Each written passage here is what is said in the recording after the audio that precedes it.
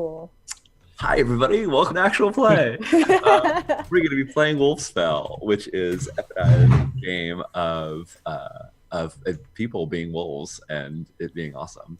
This game is on Kickstarter right now, so if you're super excited about it, you can get a copy of it. And it's going to be printed in the most metal of all formats.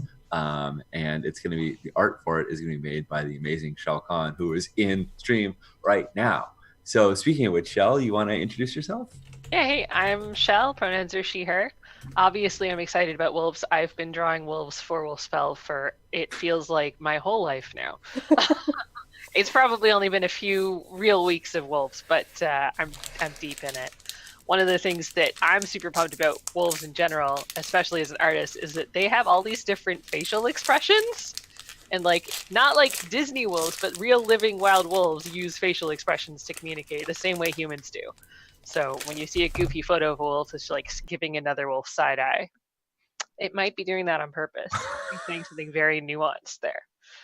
So that's what's got me pumped about wolves. But let me pass it on over to Epi, who can tell you a whole lot more. Hi, I'm Epi. I use the he/him pronouns. I wrote Wolfspell, and I'll be your winter for this morning's entertainment. I'll be running this game. As Sean said, Wolfspell is on Kickstarter, and that's like literally all I can think about wolves right now. It's crazy how a Kickstarter worms its way into your brain and won't let go. But I am super excited to play. We played last week, and we got to use one of the new scenarios that's going to show up on that, and that was a lot of fun. I'm really excited to see what we're going to do this week. Yeah. How about you, Gian? Hi, my name is Gian. I use she, her pronouns. I'm super excited about this game. Both my day job is teaching land skills and wilderness survival skills to kids and adults. So games that take place in the natural world and are really deeply rooted in land connection are really, really interesting to me. Also, I realized for a long time, I thought my first tabletop game ever was Apocalypse World, but it actually was Dread when I was 18. So I'm really excited to play a game written by the person who wrote the very first game I ever played. That's pretty cool. How about you, Naja? Yeah, hi everybody. I'm Naja, aka Trista. I think in this particular stream, I'm mostly Naja. I feel like this is a mostly Naja kind of stream. Yeah, that sounds right. I have no idea about this game, and I'm super excited to learn. And I just realized I'm kind of in the middle of like a character mutability phase of role-playing games right now. And so of course, like being a wolf that's not always a wolf and maybe sometimes kind of human, which is my understanding of what's going on. Basically, we're playing Wolf's Reign, and I'm super excited. Did I say I use she, her pronouns? Cool. It's early, and I'm halfway through my teeth. Sean, save me from myself. All right. Hey, everybody. I'm Sean Nittner. I use he, him pronouns. Yeah, I have been... I missed this one in World Slam Masters, and then when Epi was talking about it, I was like, "What is this new game you're making?" He's like, "Oh, the game I made like a long time ago," which apparently Strash ran like the night it came out. He got some award for first run of the game immediately, and I produced last week's episode, and it was freaking rad, and I wanted to play, so I'm excited to do it. We're going to be playing a few more weeks. I think we're going to be playing like 5 sessions total or so. So we'll have new cast each time, new stories. So I'm super excited to play a Wolfie Wolf myself, and I'm wearing my Wolfiest, my Big Bad Wolf shirt right now, just in celebration of it. That's so on brand. I love it. Yeah. So Epi, why don't you tell us how to play this game? Yeah. All right. So this is Wolfspell, and in Wolfspell you're going to play adventurers. The default is sword and sorcery adventurers, although I realized that I actually didn't make that so built into the rules that you couldn't do something else. But today we'll do sword and sorcery style adventurers who have to turn themselves into wolves in order to complete some dire quest. And we will make those adventurers.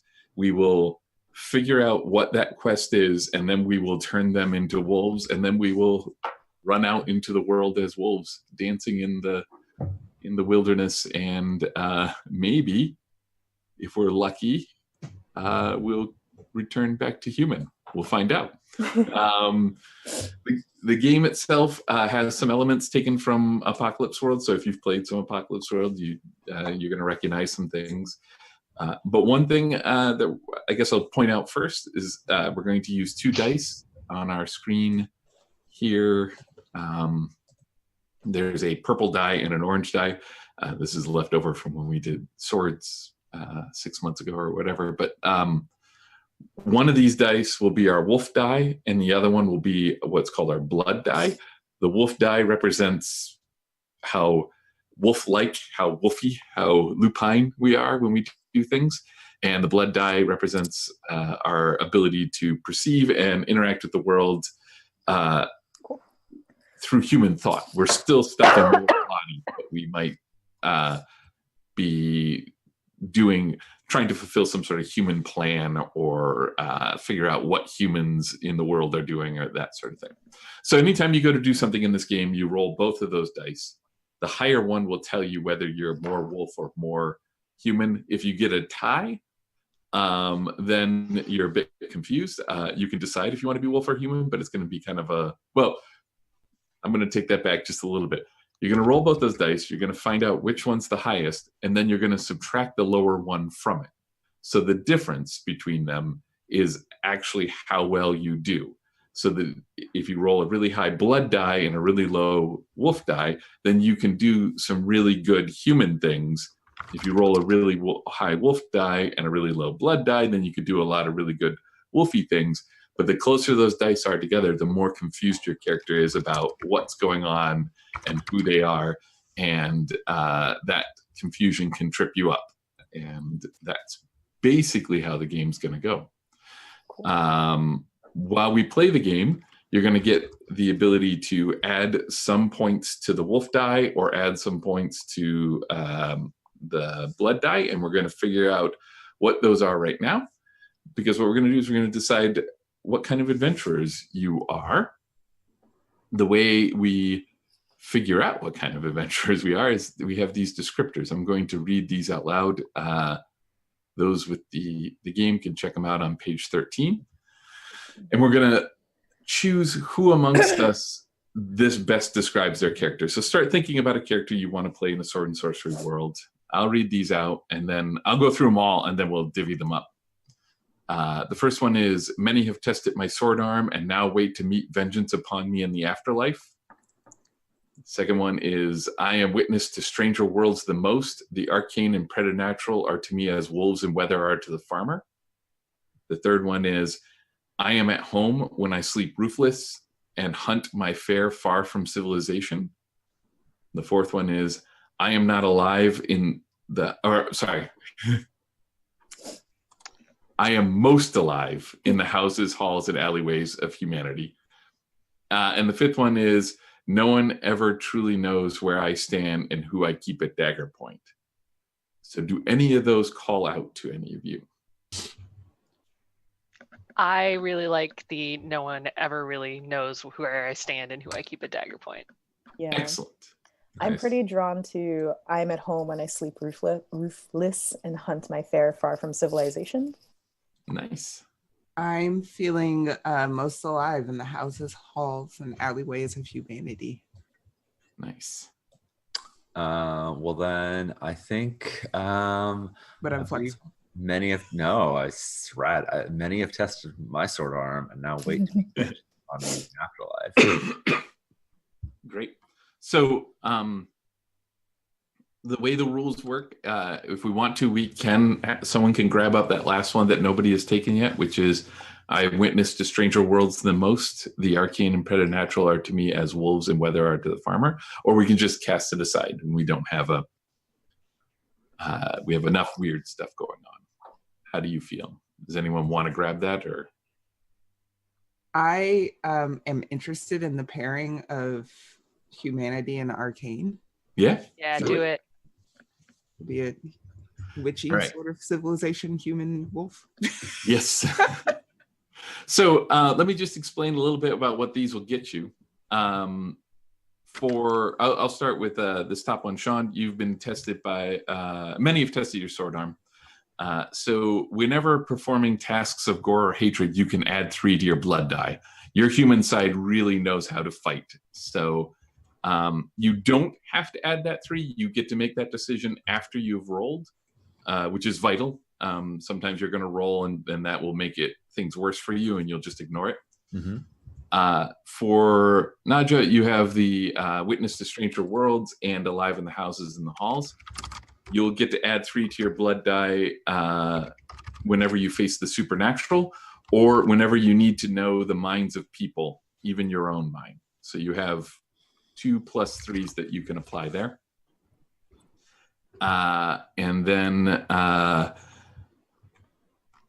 Gian, you have I am at home when I sleep ruthless. Instead of getting a bonus to your blood die, you start off with 2 feral, and you can record that how you want. I'll also keep a recording.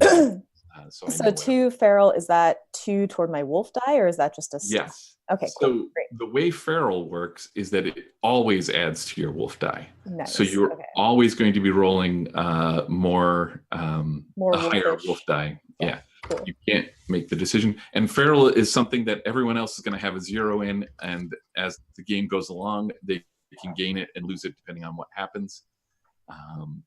And finally, we have no one ever truly knows where I stand and who I keep at dagger point. In matters of deception and trickery, you get to add 3 to your blood die, Shell. Awesome. All right. Mechanics out of the way. Let's do this this bit here where we're going to go around and we're going to ask each other questions about our characters. And this is a thing that I often forget to emphasize. I'm going to do this right now. We're asking questions about the characters before they have turned to wolves. So we're asking about your history and whatnot. And normally you go around and you ask at least 3 until everyone's comfortable with what they are. But we are pressed for time, so I'm just going to do like 1 or 2 for everyone. I'll start us off though, because I am curious about Nadja with the intersection between the alleyways of humanity. So I want to know where you learned where you learned about the supernatural. Give us a clue about that. I learned about the supernatural. Let's see. I think I operate in politics. I'm somehow connected to the politics of the local court. And a lot of people think that's a study in just psychology and personalities, but it's also a study of the arcane and ways in which we manipulate people to get what we want. There's a very thin line between charisma and spellcraft. Nice. Excellent. If you want to, go ahead and ask someone else a question about their character.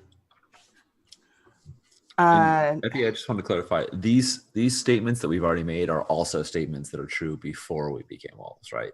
That is correct. Yes. Okay. Yeah. We're just making sure. Yeah. This is the group before you become wolves. Awesome. I would like to know from Gian, what brought you into this circle of civilization to go on this quest?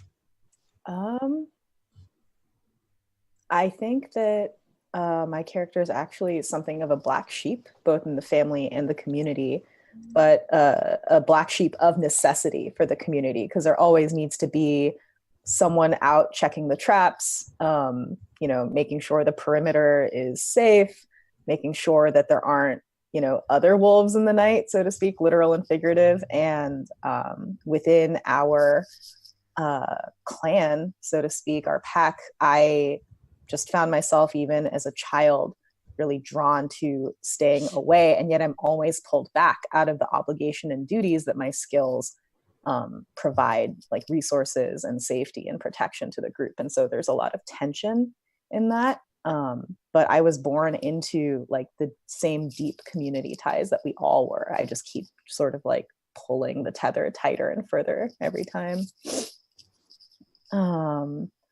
Let's see. So Sean. Yeah. So to double check, many have tested my sword arm. That's you, right? Yes. Who are you? Is there anyone in our group who you think might hold that blood grudge against you? I think Nadja's does, because I believe that we're siblings. And while you have taken a political path, I have used my social status to be an excuse to murder people. My social status has put me in a place where I can challenge people to duels for almost any offense. And while that is sometimes a political gain, it has more often than not taken people who you were in sort of a political arena with and remove them from the plate. And sometimes that's useful, and sometimes that's super fucking frustrating, because I will take offense at anything. If Strash is listening in right now, he knows I'm playing Rothkin Claith at the moment. Yeah, so I don't think, I mean, obviously I have not hurt my sibling, but I think I have really hurt like political connections. I've fucked them up by deciding like I don't like that person and murdering them. Murdering them under the context of a duel, saying like, oh, you've offended me, I challenge you to a duel, and I am an incredible duelist, and they're often not. If I can add on to this, and I'm not sure how mechanically if this would work, but I think like my Jedi mind tricks, as it were, don't work on you, just as you won't murder me. I think there's some sort of like there's some sort of blood connection there. Yeah. That are yeah. That's legit. Yeah. Because otherwise I would just make you chill the fuck out, but right. I cannot. Yeah. Shell, you are, make sure I'm looking at the right one. Oh yeah. Shell, I feel like we might operate, like I feel like you may be even more devious than me. Like what role do you play in our community that no one ever trusts you? And no one ever knows who is at your dagger point. Like what function do you play? Much like Gion's character is a black sheep by necessity, my character came as an outsider by necessity, and I have been here in a sort of hostage ambassador role for my whole life. So you're like a ward or something. You're kept. Yeah. You are a hostage. I am I was raised as a hostage, and I'm now part of the court and part of the community.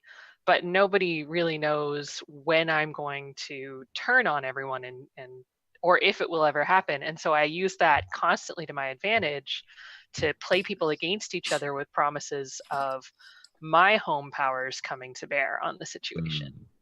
But nobody can nail me down. They're never really sure if I am continuing to sort of play the role of the good ambassador hostage or if I am actively undermining, and the reality is I'm doing both all the time. Right. I love it. I'm loving how these characters are shaping, and I'm digging this world. But do we want to do another round of questions real quick, or should we jump in? Do you have a question to ask, Shell? Or I think I'm feeling pretty good to go. How are folks feeling? I'm feeling pretty good. Yeah. I have only one question for Nadja because of the trouble that we're causing each other. Have you ever sent somebody to try and kill me? Like your Jedi mind tricks don't work on me, but if you like found somebody who you thought could beat me in a duel and I think I tried it exactly once. Yeah. And the guilt of sending that person to their death stays with me. Cool. And just now I don't fuck with that. I swear a lot. So for those of you that just met me, there are no children here. So right. Excellent. All right. So the next step is we're going to choose the spell, the wolf spell that we're under. And this will give us a little idea of why we have to become wolves. There are 4 that are in issue 2 of Worlds Without Master, which is the issue where Wolfspell was originally published. There are at least 4 more that are going to show up in the Kickstarted version. I am going to read all 8 of these. If one of them stands out to you as something you really want to do, we'll figure that out after I read them. All right. Whew. For generations long past, this curse has been upon you and your kin.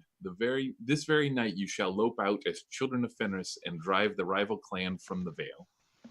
That's 1. 2, the task before you is one not suited for the civilized, so you turn to dark magics and shift your flesh into a form more suitable. 3, the augurs dictate that only Fang and Claw will rend your destiny. 4, relics of an ancient cult plundered from an old queen's tomb carry with them a strange curse that can only be cleansed in distant holy fires. 5, a pack with knowledge of wild wizardry and a keen interest in a particular human affair have possessed your bodies and left you theirs. 6, a sorceress tyrant from the north has molded your flesh wolfward and add to their menagerie of civilized beasts to be proudly displayed before their court. 7, each of you swallow a small fetish carved of wolf bone and shed your human flesh and cross the veil to seek there a fey stolen child. And the last one is transformed by thunder and lightning in a storm of swift and uncanny origins, you are filled with an irresistible rage against the giants said to live beyond the mountains. Wow. Can I just say those are all fucking awesome? Yeah, they're great. It's hard to choose. So, I mean, what I'm envisioning right now, because we've got like this great dichotomy between like a wild world out there, but also this very insulated human city. I'm envisioning like a bustling metropolis port city that is like the political heart of a kingdom of some sort, right? And that where you would have this aristocracy that would be involved in duels, and you have the political machinations here.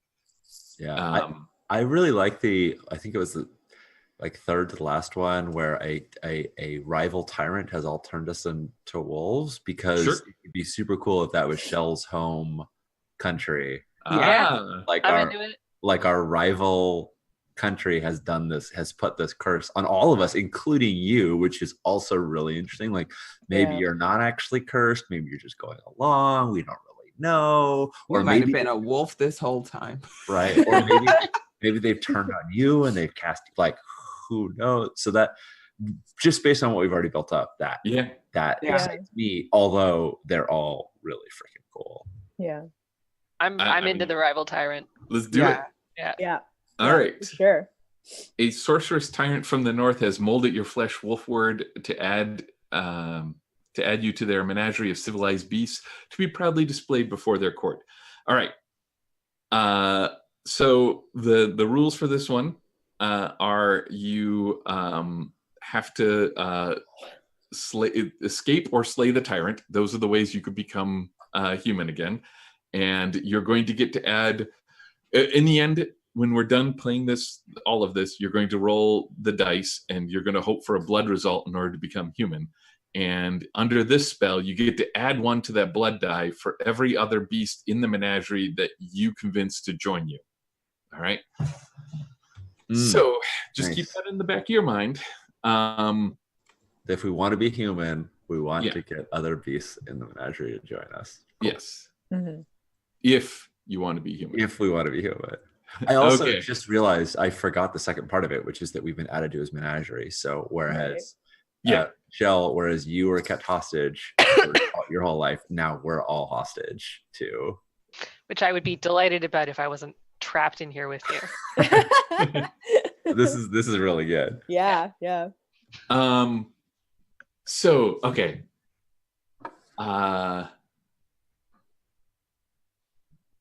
All right, so this is how it happens. Now we're going to go into the actual shifting. I'm going to start describing it. The way this works is that I will describe what's happening in the shifting and how we got to this point. And I will ask each of you a pointed question. I have a list of questions to choose from on that. But you are all allowed to interrupt me at any time and ask me about how the transformation feels, smells, tastes, sounds, or appears. I want this to happen. This is an orchestrated thing because you're not all hanging out together, right? Like you all have other concerns and things. It's the middle of the night. Just because we launched the Kickstarter on the Super Blood Wolf Moon, there's a Super Blood Wolf Moon, right? Like there's an eclipse happening, and under the shadow of this eclipse, when the moon is this scarlet color, they have to be robed figures. I think we just get this montage of these robed figures sneaking into these rooms where you may be. What would you be doing on this? I know I feel like some people would be at court still. I feel like this is the kind of thing where there might be like a party going on. I'm feeling like if it's a Super Blood Wolf Moon, I feel like there's some sort of celebration about to happen. Yeah, I think we would definitely definitely cause that as a reason for a big festival. And I imagine a lot of festival where we're all wearing masks. Wearing animal masks of various kinds. That's so good. And they're like half masks, right? Yeah. So we have our identities concealed, and it's kind of a night where lots of promiscuous things can happen because we're all in masks and nobody really knows who anybody is. Although some people are more obvious than others. Yeah, that's good. That's really good. So I got to ask a question about the one who stays away from humanity. Are you out in the wilds while on this night, or? I think this is actually one of those like significant community rights where I am not only present, but like deeply participatory. I might be nice. Rankling the whole time, but like even I understand that under this Super Blood Wolf Moon, like I must be attending and like 100% present, which is just really unfortunate timing as far as the curse and everything is concerned. So I mean, that's how our sorcerer's foe would know we're all here, right? Yeah. Right? Like that's a good plan. Yeah.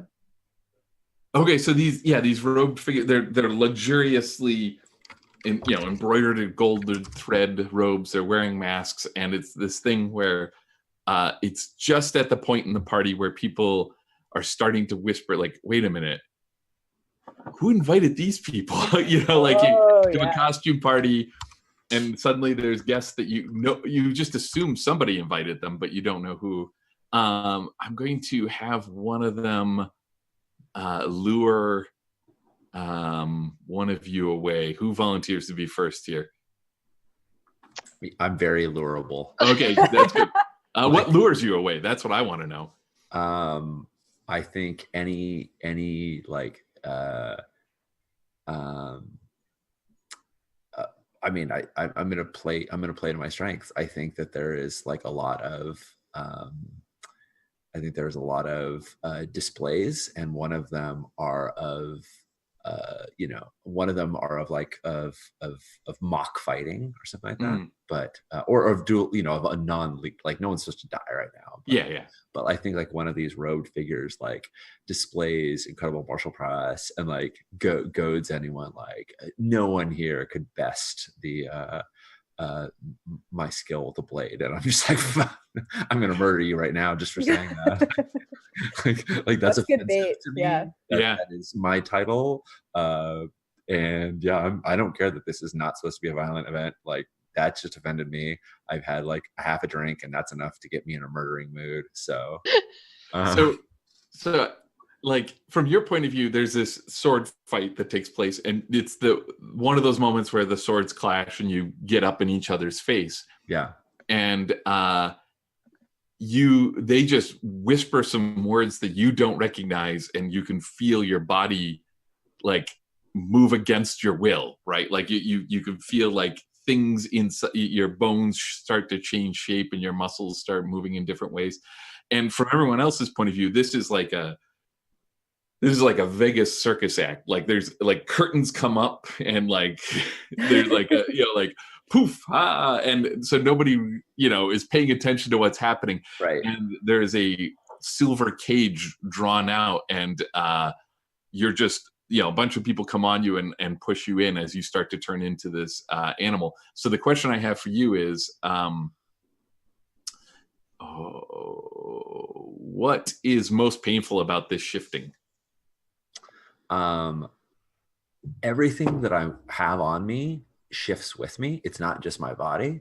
The clothes that I'm wearing like get pulled, the red clothes that I'm wearing get pulled in and form a red coat. And the silver blade that I'm holding in my hand gets pulled into my hand and into my claws. And I have these silver claws on my left paw. And like, I feel the metal merge in with me, and it feels like it's shooting like molten steel into my paw, into my fingers and paws as it does this. And like, so like as I'm whelping in pain, like it starts as like a closed fist, and then it like eventually just becomes this like paw that I'm nursing and licking as I feel the metal merge. Nice. Excellent. That's really good. Yeah. I'm okay, Naja, I'm going to pick on you next because your sibling has disappeared. Does that concern you? I think once it would have, but he's so hot-headed now, and I mean he's always been hot-headed, but it's like a weird cycle between the two of us where he'll storm off after somebody, or I'm assuming, is your character him? Sure, that sounds good. Yeah. Okay. And he'll storm off after somebody, or whatever will happen, and I just hope and pray that he leaves whoever he was talking to in one piece, because he seems to be invincible. And so I don't really concern myself that deeply. So it's just kind of like a mild, like, I hope nobody's dead in the morning sort of feeling. Yeah. All right. So this is how I'm foreseeing luring you into it. I think there's a this is going to be like horrible betrayal here. There's like a trusted advisor or someone who's like, coming to you looking like really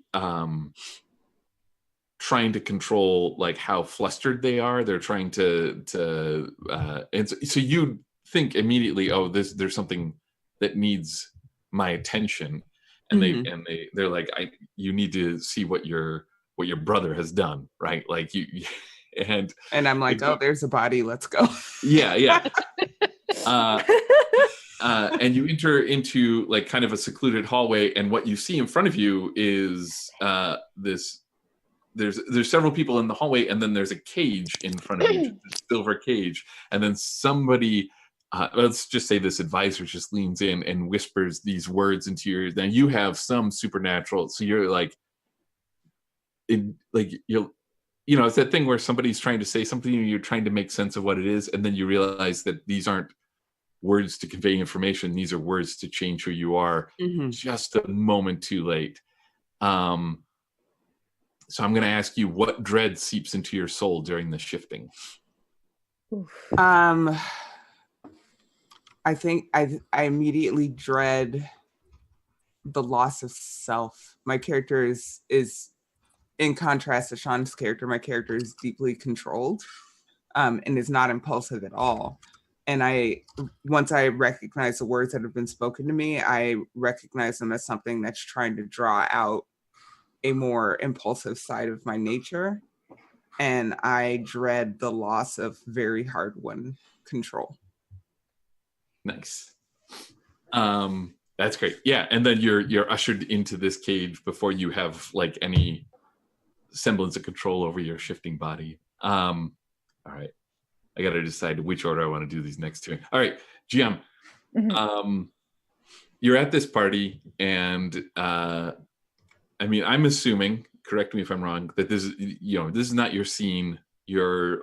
I've been to parties where it's not my scene. It's a little, you're, and what often happens when you're at parties where it's not your scene, or at least I know what I do, is I seek out the pets. Yeah. Yeah, totally. Right? You look for something you can interact with that doesn't, So I think you hear, you're like, that, those sound like wolves. What are wolves doing? Yeah, Right? this isn't part of their territory. They shouldn't be Right. there. And you go looking to find out like where this sound is, because there's a lot of sounds. Yeah. Yeah. It's a party. There's a lot of entertainers or whatever. And I think you happen upon them unexpected. Like there's a group of people who are working with these two silver cages. There's a third silver cage there, and you happen upon these, and they turn around and they're like, "Whoa, wait a minute! They got masks on too. I want an animal for them to have as a mask here. Oh. What's it? Fox.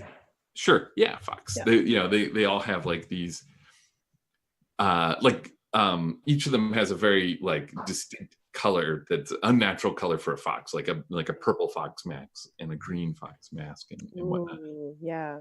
And before you get to do anything, one steps in from behind you, and the same as with the others, just whispers these words to you, and things start changing. So now my question for you is, how does the shifting warp your consciousness? Oh, fuck. I love these questions so much, Effie. They're so good. I think like there's the pain, the physical pain of the transformation. As all the muscle striation like changes into this like other physiognomy, and as like this almost high tinnitus note throughout it, I can actually feel my senses and the way that my senses are attuned to the way that I can kind of comprehend and take in all the information around me. Suddenly I can hear birds from like miles away and I know exactly what they're saying to each other. I can smell blood that was spilled like 2 weeks, 3 weeks ago. Like the marking of territory like half a mile away.